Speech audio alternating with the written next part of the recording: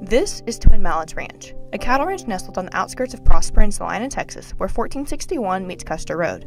Most just drive past without a second thought as to what might be inside and what secrets the ranch might hold. People have no idea that this very place is home to a man who has been a part of the foundation of this great country. A man who spent his life protecting others and still continues to do so today. This is Mike Howard, and this is his story. I was actually recruited by the Secret Service. I was going to school. About a month before I was to graduate from North Texas, I get this strange phone call on the police department telephone. And the man on the other end said, "This is Forrest V. Sorrells. I'm with the United States Secret Service." I had a real gruff voice. And he said, "I have heard about you, and we're interested in you coming into the Secret Service." I thought immediately that it was a joke. I thought it was one of my fraternity brothers or one of the guys at the police department or one of the other departments that I knew. I thought somebody's pulling my leg. The Secret Service, they don't want me, and I don't even know anything about the Secret Service. In 1960, there was very little known about the Secret Service. So I said, "Sure you are." I wasn't very nice. I said, "Sure you are. Well, you just leave a number and I'll call you back." She said, "Okay." So he left a number and I hung up. So anyhow, I did. I called it back. The nicest lady answered the phone and she said, "U.S. Treasury, Secret Service." And I said, "Uh-oh." Well, they asked me if I wanted to come into Dallas and would I come over to Dallas and talk to them about it, because I had been recommended to them. And I thought at the time it was very strange. Who could have recommended me? I'm a cop on the street, and I'm also a student in college. So I was really curious. So I went over, and sure enough, they asked me if I said, "Well, sure, I'd love to." And so they gave me a little examination right then. After Mr. Howard started his career as a Secret Service agent, he fell into the routine of things. He did his job, and he was good at it. He had a legacy of a career and lived through more moments in history than most, including the assassination of John F. Kennedy. This is what happened.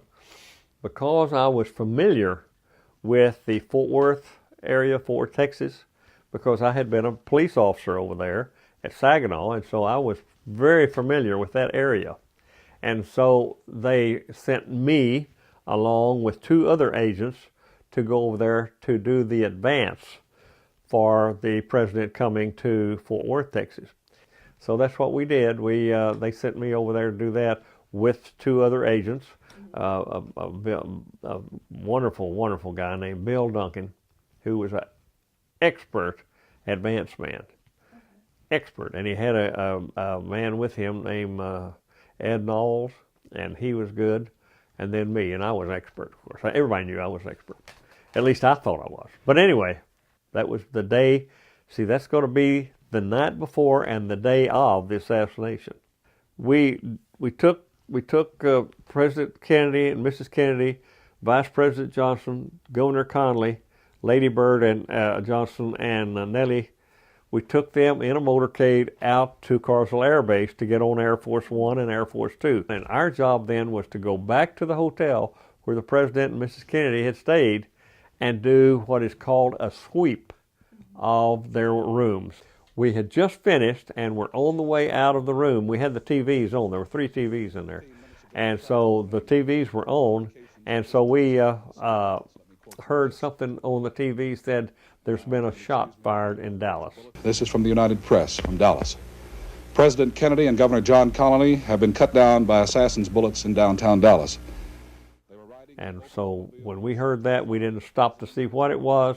We went straight downstairs, and we went in the first car that we could find, and we went straight to Parkland Hospital. After the death of Kennedy, Howard still had a job to do, now under President Johnson. His first assignment was not what most would want to have, but he took on every challenge with a manner of professionalism and grace. Howard was placed in charge of watching and protecting Lee Harvey Oswald's family in the aftermath of the assassination. And I got this phone call, and it was from one of our inspectors, and he said, "The president wants you to take the Oswald family into protective custody. Well, when we found them and took them into protective custody, a Time magazine reporter and his partner had taken them out to the executive inn, and as we got out of there and we're going down the highway, Highway 114 in fact, that came over the radio that he had been shot and was on the way to the hospital. And so Marina and Margarita, the wife and the mother, heard that and wanted to know what had happened. Well, Chuck, this other fellow, he said, well, Oswald has been shot. He didn't call him Lee, he called him Lee. He said, Oswald's been shot. They're taking him to the hospital. Marina never shed a tear. After having had such a full and eventful life, Howard retired and spends his time running Twin Mallets Ranch for the Brinker family. But as he says, being a Secret Service agent is something that is always with you. It changes you. Morally, it probably woke me up. I was a good Baptist boy, and I didn't do anything immoral as far as that goes. But when you take on the job of the Secret Service and you swear to do certain things, including taking a bullet for the president, it changes your life, and you don't ever get out of the Secret Service. Even to this day, girls, I'm 83 years old, and I still look for boogers. I mean, every time I go out, I don't care where I am, I look for those things that could happen. This is the way I am. And I can't help it. I'm just that way.